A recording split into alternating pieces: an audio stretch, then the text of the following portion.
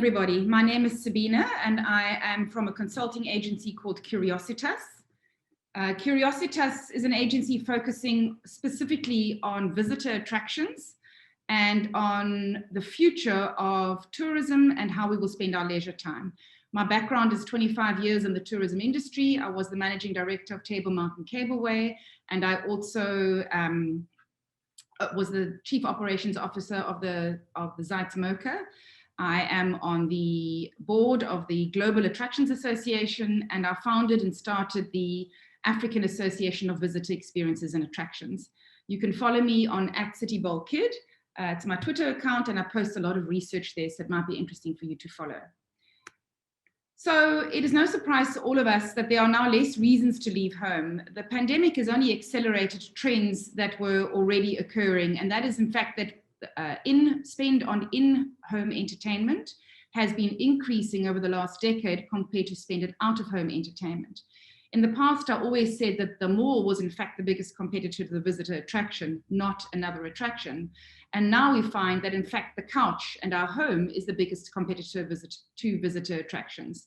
We have made our homes more comfortable, and we have also invested in entertainment in our homes so that to prize people out is going to be more and more difficult. If we look at the trend towards in-home entertainment versus out-of-home entertainment, lots of words have been bandied about: cocooning, nesting, hygge, home basing, bunkering. Of course, all of these have been accelerated in the past year. And you can see in recent research on this graph here that the percentage of the American population that prefers to stay home during the weekend has increased vastly. And this is all pre-pandemic already.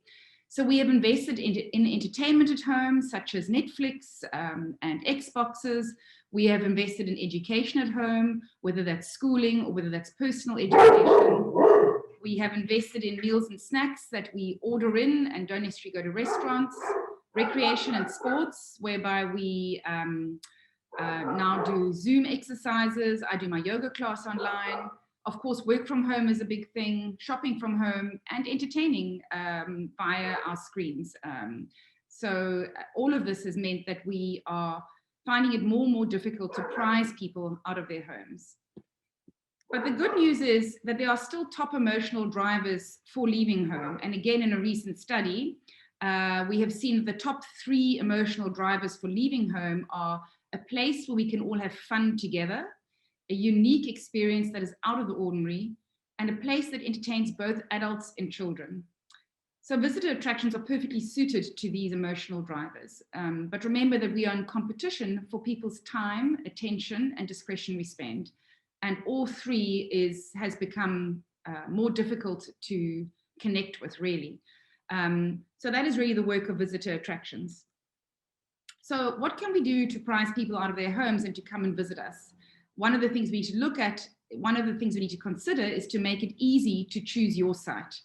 The Netflix effect has meant that we engage with entertainment in a very different way. Really, the Netflix effect has meant that we have all moved from what used to be entertainment that we did together. If you remember, those of us who are a little bit older, we used your favorite series used to come on TV, and you'd all scoot into the lounge, sit on the couch, make your popcorn with your family, and watch the movie together. Now, in fact, the majority of people never watch anything together at the same time. It's hyper-individualization. In other words, the teenagers are watching perhaps the same series, but at a different time in their bedrooms.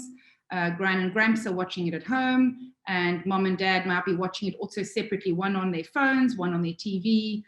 So even though at the end of the year we've all watched the same series, it's rare that we've done this together. The other issue with the Netflix effect is that it's incredibly easy to decide that you don't like something and to switch to something else. You simply switch over and you've already paid upfront for your entertainment. Whereas when you leave home, finding that in fact you don't like the decision to visit a museum or to visit a certain visitor attraction, there's an expensive switch out cost because you've already paid that entrance fee. Unlike at home, where everybody can entertain themselves in whatever form they want to entertain themselves when they want to entertain themselves, when you leave home together, it means that you've got to negotiate where you want to go, how you want to get there, how much you want to spend, how much time you want to spend on site.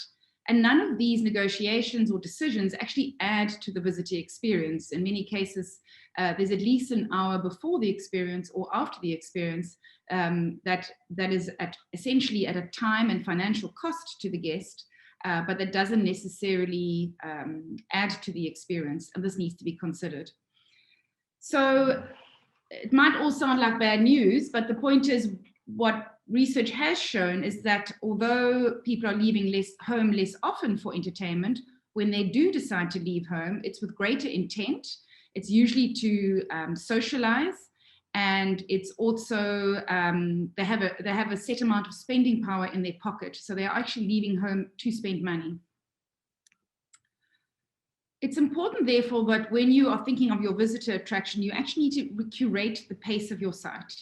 You need to find a way to slow guests down. You need to curate the site very carefully for them to understand where the best experiences can be had, where the best views can be had, kind of X marks the spot for the Instagram picture. Don't assume that your guests understand your site and how to get the best experience out of it. And so this is often more than just a map of the site as to what to do, but it's an understanding of how to move your guests around in a way that they can actually, on the one hand, still have the freedom to do as they choose, but on the other hand, are guided to have the very best experience for their whole family. Remember that the people that visit you usually will come in a group, either as a family or a group of friends, and the first person to get bored or to get tired will dictate when that group leaves. And so the aim is really to have the entire group entertained and connected with for as long as possible, because the longer visitors on your site, in other words, the longer the dwell time, the more chance of discretionary spend, whether that's in your food and beverage, whether it's buying a memory from your site, a curio, such in your retail shop. So that's very important. The other thing is that because of the Netflix effect and the in-home entertainment that we've all experienced, our ability to cope with queues and waiting times of any sort, I mean, the instantaneous gratification of shopping online and having food delivered online, means that we have become even less tolerant of queues and waiting time, both because of the pandemic and the perceived safety of waiting in queues, and also because, in a sense, we've just become so used to getting exactly what we want when we want. So you need to manage your queues and your waiting times at every single point of your attraction very, very carefully for the experience to be considered a good experience. You also need to consider tracking mega trends and not just buzzwords. So mega trends are really trends in social and leisure behaviors that are influencing the way we engage with leisure and tourism. They are trends that are here for at least a decade to come. These trends have been around, these mega trends have been around for at least the past 5 or 10 years, and most of them, if not all of them, have only been accelerated during the pandemic. So the first mega trend is really demography. And this is the fact that in South Africa, we are generally a very young population. The majority of our population is under 35. You need to consider that many of them are unemployed. Many of them are starting out in their, if they do have a job, are starting out of their jobs. So discretionary spend is at a premium. And therefore value for money is considered very important. At the same time, when our borders open again and tourists return, our key source markets, Europe and North America, are in fact an aging population, and they will have different needs as to how they engage with your site.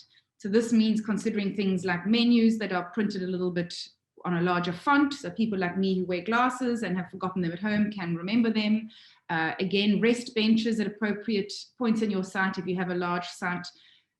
Young old people or yold, those people that are travelers, they do not want to be made to feel old. So you need to take this into account and ensure that your site is appropriate for them too. The other mega trend is really hyperlocal. And again, this has been accelerated during the pandemic. Hyperlocal is really a focus on the authenticity of your specific site, where you are within South Africa, within the locality of South Africa, and providing things that are slightly different to what we see everywhere else. So this means food that is from your region, it means retail, that uses the skills from your region, and it means theming around what is appropriate for your site. The experience economy is a mega trend that is also here with us to stay, and again has been embedded. Experience economy really refers to the fact that we value experiences now more than we do possessions. So in the past, we perhaps used to define ourselves by the possessions we own. We now define ourselves by the experiences we have. And again, I will talk about that a little bit more later. The transformation economy refers to the fact that, that we are wanting to transform ourselves into better people. And so the kind of out-of-home experiences that we have, we want to ensure that that they add to our well-being and to our health, that we are able to come away having learned something, that we come away feeling different to what we felt before, and that we are perhaps different people for having had that experience. Tech dependency, well, this has also been accelerated. In the past, I felt that perhaps there was an appropriateness for Wi-Fi hotspots, particularly in large attractions.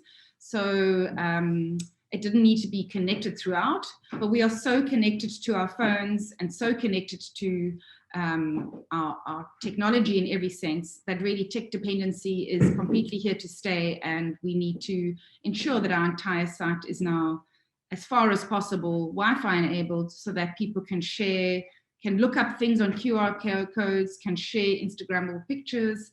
And generally, again, if you've got a wide range, a family or a group that has a large range of people, not everyone will be engaged with your site at the same time. And some might actually want to be on their phones, which is not ideal for us, but it's a way of keeping them longer. And finally, very importantly, socialization. We will leave home to socialize. And so the new buzzword is really locations-based socialization. It has been said many times, and research has shown, for example, at the Tate Museum, that people are now saying, we're not going to visit the museum, we're going to, I'll meet you there at the museum, we'll have a drink, we'll have a bite to eat, and then we'll decide what we want to do and which exhibition to see. So locations are really now the source point for meeting and socializing. And again, your site needs to be able to encourage that. It's been a tough year, and a lot of fun has been taken away from our lives. So creating fun is an important part of what you do at your attraction. So this needn't be silliness, but it does need to be a reason why we leave home. And in a very interesting trend analysis by the USA Toy Association in 2021, they found that the 4 major trends in toys, and therefore I would say also in visitor attractions, is really the rediscovery of play in all its forms, that fun and playfulness is not just for kids, but also for adults, that there is a strong connection with music when we have fun, and this has really been accelerated by the rise of TikTok in recent years, and what they've called sensational toys. So really toys, and in our case, visitor attractions and spaces that encourage us to slow down, to engage with nature, to be a little bit more zen, and to connect with ourselves. And so if you can create fun at your site that incorporates some or all of these things, I think you will have a very successful offering. Of course, with all the COVID-19 protocols in place, sanitizing, social distancing, etc., we do need to ensure that we are clever with how we connect that, and we need to support the fun, don't spoil the fun. So of course you need to have notices up, but perhaps make sure that they are in a fun way, that they have an interesting image, that they are a little bit different. I was recently at a wine farm, Fairview, and all their sanitization and social distancing signs incorporated their little motto, which is the goat. So you had goats wearing masks saying, you know, remember to wear a mask, etc. So remember that whatever you do, it needs to support the fun, don't spoil the fun. So importantly, you need to deliver an experience and not a product. We have found that there are now new ways of being and not buying. Nobody posts online the latest item that they've bought on a shop. Instead, they are posting what they did, where they went, who they shared this with, and they're really posting experiences. A lot of research has shown that happiness is no longer focused on possessions, but by creating, sharing, and capturing experiences. And experiences really create longer lasting, happier memories for a number of reasons. First of all, when you are planning your experience and discussing your experience in your day out with friends and family, there is the excitement of looking forward to something special. Then, of course, when you have the experience, there's the excitement of engaging with that experience and sharing that with others. And then after the experience, there's the excitement of a memory that's really with you forever. And interesting enough, research has even shown that those experiences that are perhaps more difficult, like a difficult hike or something that you had to overcome that was difficult to do, are actually create longer lasting memories. So if you were really scared on a roller coaster, for example, sorry, excuse my dogs, it is live. So if you were really scared on a roller coaster experience, for example, and you overcame that fear, the memory of overcoming that fear and sharing with others how scary that was and how you did it anyway is something, in fact, that gives your experience and the memory thereof a much longer happiness tale and a memory tale. So experiences have really become a very meaningful part of our identity. And to this end, you need to be able to design a sweet spot that incorporates all 4 of the experience realms. So the very richest experiences encompass all 4 of our experience realms. And these 4 realms that were identified by Pine and Gilmore in a book called The Experience Economy, first released 20 years ago and re-released last year, I encourage everybody to read it, are entertainment, the aesthetic realm, the educational realm, and the active realm. So designing the sweet spot really means that your site should include a little bit of each of these realms. So there are already 2 axes of an experience. There's absorption and immersion, and passive participation and active participation.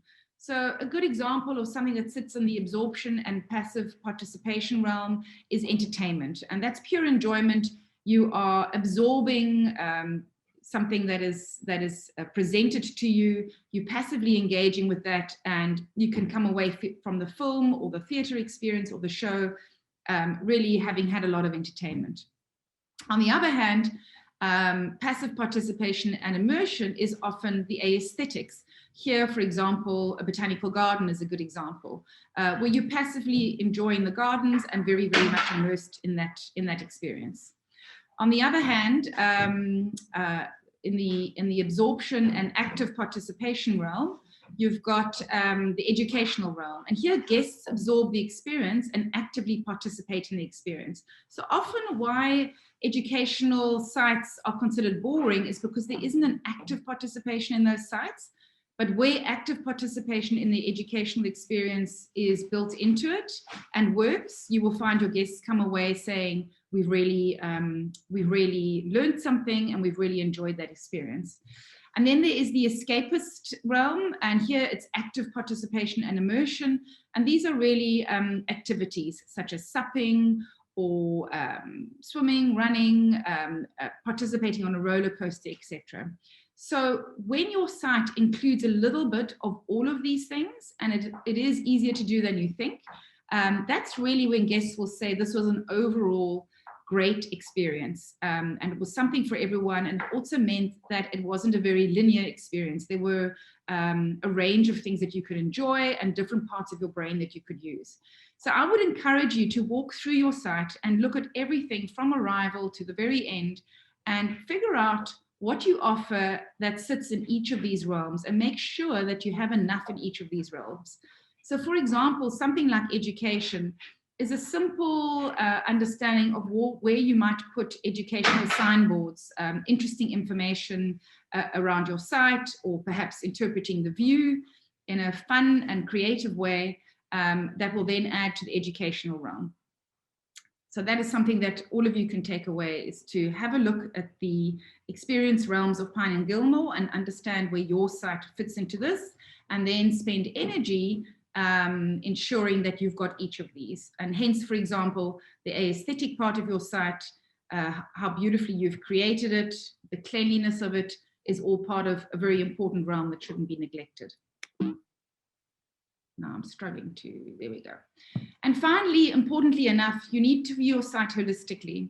Often people focus on one part of their experience, perhaps the experience that engages the visitor, but they neglect to be creative and have fun or even educational with, for example, their food and beverage. This is such a nice example of Disney World making a waffle in the shape of Mickey Mouse. And I've seen, again, there was a llama farm outside of Cape Town, and they had little cookies and biscuits in the shape of a llama, and they were sold very quickly because, of course, every kid walks in wanting to have one of those. Equally, your retail offering needs to ensure that it connects with the rest of your experience, that it's in keeping with the rest of your story, that it offers something different to what is seen everywhere else. The same for signage, the same for staff uniform, and how you handle your ticketing. Is your ticketing branded? Does it have messaging that is consistent throughout?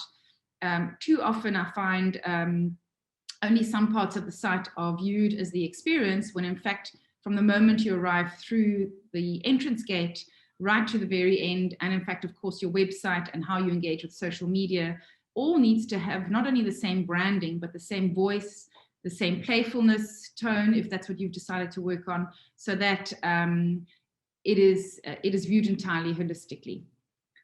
So as a summary, what we need to consider in this post-COVID world, and again, I highlight that these are all trends that have actually been in place beforehand, is that you need to make it easy to choose you with the Netflix effect and with the general trend around the world of greater time, discretionary spend, and money spent on in-home entertainment. It is genuinely harder for you to get people to leave their homes. But when they do so, it is with greater intent and with discretionary spend that they intend to spend. You need to curate the pace of the experience and make sure it's suitable for everybody in the group, because the first person to get bored or tired, the first toddler to have a temper tantrum because they are overstimulated, that can also be a problem, will be the one who dictates when that group goes home. Your dwell time is decreased and the chance of discretionary spend is decreased. You need to track mega trends and not buzzwords. And I have highlighted some of those mega trends. The health and wellness aspect is here to stay. And so people are certainly looking for more experiences that add to their mental health and wellness generally. Create fun. We've had a tough year. And playfulness and fun is, I often don't see enough at visitor attractions, even particularly in museums, to be honest. They feel like very dour experiences where a lot of people don't want to enter because they think, gosh, I'm here on a day out and I want to have some fun. So think of ways to do that in a more fun way. Don't deliver a product. Remember, you're delivering an experience. We are firmly in the experience economy, which is here to stay. Design the sweet spot. Have a look at your site in every aspect and understand whether you are offering something in every one of those experience realms. And again, view your site holistically.